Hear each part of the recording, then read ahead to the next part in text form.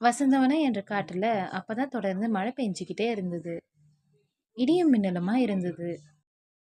அம்மா அம்மா, ஏம்மா இப்படி மழை பெஞ்சுக்கிட்டே இருக்கு? இந்த மழை நிக்காதா? இந்த மழை நிக்காதாம்மா? ஆமாம்மா, எனக்கு நம்ம இடியும் மின்னல பார்த்தாலே ரொம்ப பயமா இருக்கு. இந்த மழை எப்பவா நிக்கும்? சோனு மோனு லூனா கிட்ட இப்படி சொல்லிக்கிட்டு இருக்கும்போது இடியும் மின்னலும் வேகமா இடிக்க ஆரம்பிச்சுது. பயந்து போன குழந்தைங்க 2 பேரும் அவங்க அம்மா பக்கத்துல வந்து உட்காந்துக்கிட்டாங்க. சோனு, மோனு, பயப்படாதீங்க, உங்களுக்கு அம்மா பாதுகாப்பா இருக்கேன், என்கிட்ட வாங்க. இப்படி சொல்லி லூனா குருவி நான் ரெக்கையால குழந்தைகளை அணைச்சுக்கிச்சு. அம்மா, அப்பா எங்கம்மா போயிருக்காரு? ஏன் இன்னும் வீட்டுக்கு வரல? ஆமாம்மா, அப்பா கூட இருந்தாருன்னா இந்த இடியும் மழையும் பார்த்து நாங்க பயப்பட மாட்டோம்மா. சோனு, மோனு, அப்ப நமக்காக இந்த மழையில தானியங்களை எடுத்துட்டு வர போயிருக்காரு. இன்னும் கொஞ்ச நேரத்துல அப்பா வீட்டுக்கு வந்துருவாரு. நீங்க பயப்படாம இருங்க, அம்மா இருக்கேன். லூனா குருவி தன்னோட குழந்தைங்க கிட்ட இப்படி சொல்லிக்கிட்டு இருக்கும்போதே வீட்டோட மேற்கூரையில இருந்து மழை நீர் அங்கங்க சொட்ட ஆரம்பிச்சுது. அட, என்ன இது? மழை நீர் எல்லா இடத்துலயும் ஒழுக ஆரம்பிச்சிருச்சு. இப்ப என்ன பண்றது? இந்த மழைக்கு நம்மளோட வீடு உடைஞ்சு விழுந்துரும் போல இருக்கு. முன்னாஜி வேற இன்னும் வீட்டுக்கு வரல. லூனா குருவி இப்படி சொல்லிக்கிட்டு இருக்கும்போதே மேற்கூரை இடிஞ்சு விழுந்தது. பயந்து போன குழந்தைங்க அவங்க அம்மா பக்கத்துல வந்து நின்னாங்க. சோனு மோனு, வாங்க, எல்லாரும் வெளியே போயிடுவோம். இனி நம்மளால இந்த வீட்டுக்குள்ள இருக்க முடியாது. உடனே லூனாவும் 2 குழந்தைங்களும் வெளியே பறந்து வந்து ஒரு மரத்துல வந்து உக்காந்தாங்க. லூனா நினைச்சபடியே அவங்களோட வீடு இந்த மழையால உடைஞ்சு கீழே விழுந்தது. அட கடவுளே, என்ன இது? எங்களோட வீடு இப்படி உடைஞ்சு போயிடுச்சு. இனி நாங்க எங்க தங்குவோம்? அம்மா, நம்ம கால் அங்கிள் வீட்டுல தங்கலாமா? வாங்க, நம்ம கால் அங்கிள் வீட்டுக்கு போகலாம். ஆமாம்மா, வாங்க போலாம்.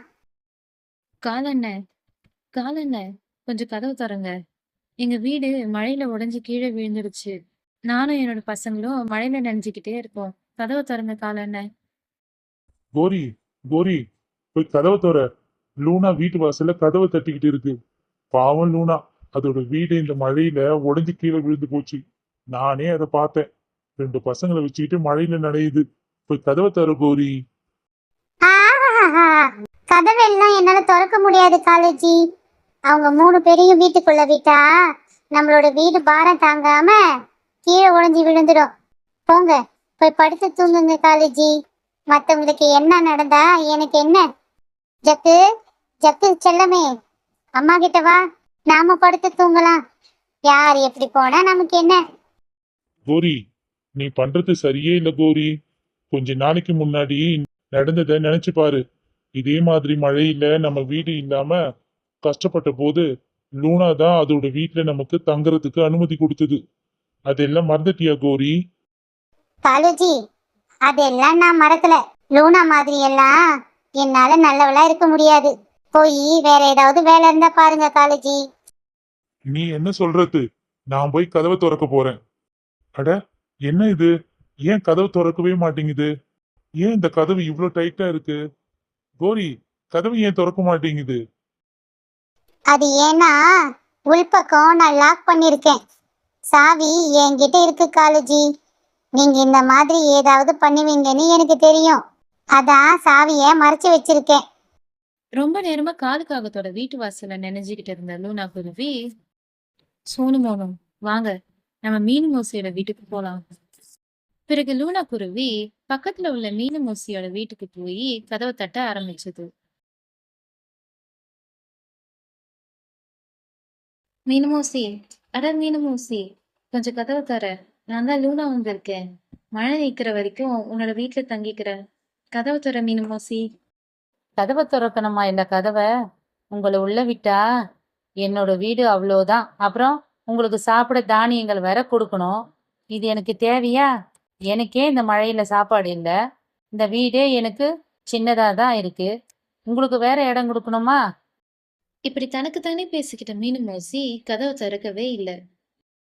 பிறகு லூனா புறாவோட வீட்டு கதவை தட்ட ஆரம்பிச்சது. புறாவும் கதவை திறக்கல.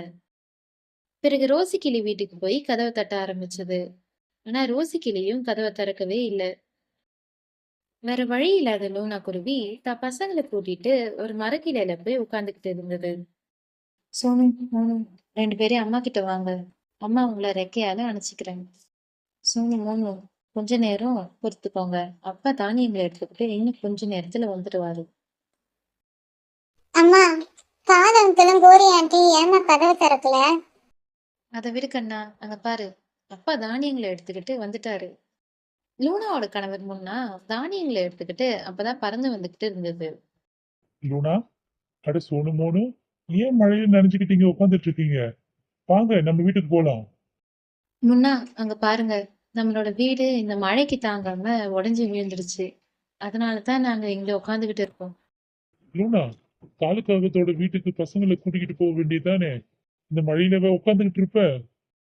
அதெல்லாம் நாங்க ஏற்கனவே போய் கதவு திறக்க சொல்லி கேட்டோம் முன்னாஜி. ஆனா கால அண்ணனும் கோரி அக்காவும் கதவு திறக்கவே இல்ல. என்ன, கதவு திறக்கலையா? வாங்க நான் போய் கதவை திறக்க சொல்றேன். காலு, டேய் காலு, நான் தான் உன் நண்பன் வந்திருக்கேன். நான் தான் முன்னா வந்திருக்கேன். கதவை திறடா காலு. என்னாச்சு? இவனுக்கு ஏன் கதவை திறக்க மாட்டேங்கிறான்? காலு, கதவை திறடா. கோரி, என்னோட நண்பன் முன்னா வந்து கதவை தட்டுறான். இப்போவாவது கதவை தர கோரி. அப்புறம் அவன் என்ன தப்பா நினைப்பான். நினைச்சா நினைச்சுக்கிட்டு போகட்டும் காலேஜி. என்னால கதவெல்லாம் திறக்க முடியாது. காலுவும் கோரியும் கதவு திறக்காததுனால லூனாவும் முன்னாவும் தன் குழந்தைங்களோட அந்த மழையிலேயே நனைஞ்சுக்கிட்டு ஒரு மரக்கிளையில உட்காந்துக்கிட்டு இருந்தாங்க. கொஞ்ச நேரத்துல வேகமா மழை பெய்ய ஆரம்பிச்சது. அந்த மழைனால காலுக்காகத்தோட வீடு 2ஆ உடைஞ்சு கீழே விழுந்தது. பிறகு மீனு மோசியோட வீடு, புறாவோட வீடு, ரோசி கிளியோட வீடு கீழே உடைஞ்சு விழுந்தது. காலுக்காகத்தோட வீடு கீழே விழுந்ததுனால 3 காகங்களும் அந்த வீட்டுக்குள்ளேயே மாட்டிக்கிட்டாங்க. காப்பாத்துங்க, எங்களை காப்பாத்துங்க, யாராவது வந்து எங்களை காப்பாத்துங்க. உடனே முன்னா குருவியும் லூனா குருவியும் அந்த 3 காகத்தையும் காப்பாத்தி தூக்கி வெளியே கொண்டு வந்தாங்க. காலு, கோரி, உங்களுக்கு ஒண்ணும் ஆகலையே? லூனா, என்னை மன்னிச்சிடு. இந்த மழையில நீ ரொம்ப நேரமா கதவை தட்டியும் நான் கதவை திறக்கவே இல்லை. ஆனா அதெல்லாம் மனசுல வச்சுக்காம எங்க உயிர் ஆபத்துல இருக்கும்போது நீ தான் வந்து எங்களை காப்பாத்துனீங்க. எங்களை மன்னிச்சிடு லூனா. இனி எந்த கஷ்டம் வந்தாலும் நாம எல்லாரும் ஒற்றுமையா இருக்கணும். மற்ற பறவைகளும் லூனா கிட்டேயும் முன்னா கிட்டேயும் மன்னிப்பு கேட்டாங்க. அப்ப காட்டுல வசந்த காலம் ஆரம்பமாச்சு. எங்க பார்த்தாலும் பச்சை பசேல்னு மரம், செடி, கொடிகள்லாம் செழுமையா காணப்பட்டது.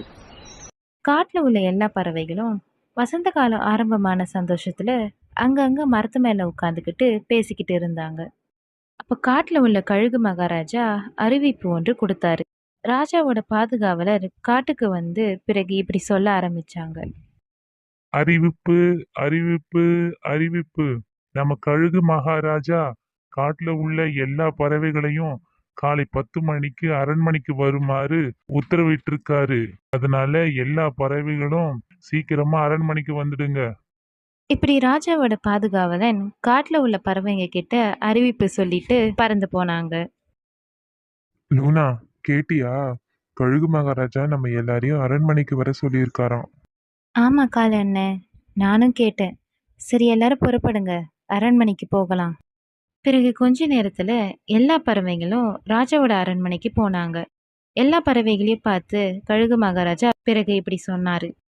பறவைகளே, உங்க எல்லாருக்கும் ஆளுக்கு ஒரு பழத்தோட விதையை கொடுக்குறேன். நீங்க அந்த விதைகளை உங்க நிலத்துல விதைச்சு தண்ணீர் ஊற்றி பராமரிச்சு வளர்க்கணும். எந்த பறவைங்களோட மரம் செழிப்பா வளர்ந்து நிறைய கனிகளை கொடுக்குதோ அந்த பறவைக்கு வண்ணம் தீட்டப்பட்ட புது வீடு கட்டி தரப்படும். அது மட்டும் இல்லாம 1 வருடத்திற்கான தானியங்களும் கொடுக்கப்படும்.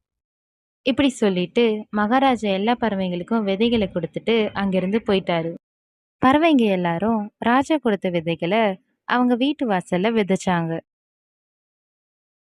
இப்படியே சில தினங்கள் ஆனது. அவங்க அவங்க வீட்ல புதைச்சிருந்த விதைகள் இருந்து செடிகள் எல்லாம் நல்லா வளர்ந்திருந்தது. லூனா தன்னோட செடிக்கு தண்ணி ஊத்திக்கிட்டு இருந்தது. அந்த இடத்துல மிட்டுக்கிளியும் காலுக்காகவும் வந்தாங்க. லூனா, உன்னோட செடி நல்லா வளர்ந்துருக்கே. ஆமா மிட்டு, நான் என்னோட செடிக்கு தினமும் தண்ணீர் ஊத்துறேன். ஆமா கால என்ன, உங்களோட செடி நல்லா வளர்ந்துருக்கா? ஆமா லூனா, என்னோட செடியும் ரொம்ப நல்லா வளர்ந்துருக்கு. இப்படியே எல்லா பறவைகளும் கழுகு ராஜா சொன்ன போட்டியா தங்களோட செடிகளை நல்லா வளர்க்க ஆரம்பிச்சாங்க. இப்படியே சில நாட்கள் ஆனது. கொஞ்ச நாட்கள்ல செடிகள் எல்லாம் மரங்களா வளர்ந்திருந்தது. காலுக்காகத்தோட வீட்ல ஆப்பிள் மரம் வளர்ந்திருந்தது. மிட்டுக்கிளி வீட்ல கொய்யா மரமும், லூனா வீட்ல மாமரமும் வளர்ந்திருந்தது. இப்படியே எல்லா பறவைங்களோட மரங்களும் செழிப்பா வளர்ந்திருந்தது. ஆனா லூனா குருவியோட மாமரமும் ரொம்ப செழிப்பாவும் நிறைய மாம்பழங்களும் விளைந்திருந்தது. இத பார்த்த காலுக்காகவும் கர்வம் கொண்டு தன்னோட மனசுல ஒரு திட்டம் தீட்டுச்சு. இப்படியே இரவு நேரம் வந்தது. லூனாவோட மாம்பழ மரத்தை பார்த்தா இந்த போட்டியில லூனா குருவிக்கு தான் முதல் பரிசு கிடைக்கும் போல இருக்கே. இதை இப்படியே விடக்கூடாது. இப்படி சொல்லிட்டு காலுக்காகவும் மிட்டுக்கிளி வீட்டை நோக்கி பறந்து போச்சு. என்ன கால அண்ணன், இந்த இரவு நேரத்துல என் வீட்டுக்கு வந்திருக்கீங்க? மிட்டு, ஒரு முக்கியமான விஷயம். அந்த லூனாவோட மாம்பழ மரத்தை பாத்தியா? எவ்வளவு மாம்பழங்கள் காய்ச்சிருக்கு. என்னோட ஆப்பிள் மரத்தை விட உன்னோட கொய்யா மரத்தை விட எவ்வளவு செழிப்பா இருக்கு. எனக்கு என்னவோ முதல் பரிசு லூனாக்கு தான் கிடைக்கும் போல இருக்கு மிட்டு. ஆமா கால அண்ணன், நாளைக்கு தான் மகாராஜா எல்லா மரங்களையும் பார்வையிட்டு முதல் பரிசு யாருக்குன்னு அறிவிப்பாராம். லூனாவை பார்த்தா எனக்கு ரொம்ப பொறாமையா இருக்கு கால அண்ணன். நீ ஒன்னும் கவலைப்படாத மிட்டு. மத்த பறவைங்களை பத்தி எனக்கு கவலை இல்லை. ஆனா அந்த லூனா குருவிக்கு மட்டும் முதல் பரிசு கிடைக்கவே கூடாது. எப்படியும் இந்த நேரம் லூனா குருவி அதோட வீட்டுல தூங்கிக்கிட்டு இருக்கும். இப்ப நாம 2 பேரும் போய் அந்த மாம்பழ மரத்தை தீய வச்சு எரிச்சிட்டு வந்துடலாம். அப்புறம் லூனா குருவிக்கு முதல் பரிசு கிடைக்காது. பிறகு நாம 2 பேர்ல யாருக்கு பரிசு கிடைக்குதோ அந்த பரிசை ஆளுக்கு பாதியா பகிர்ந்துக்கலாம்.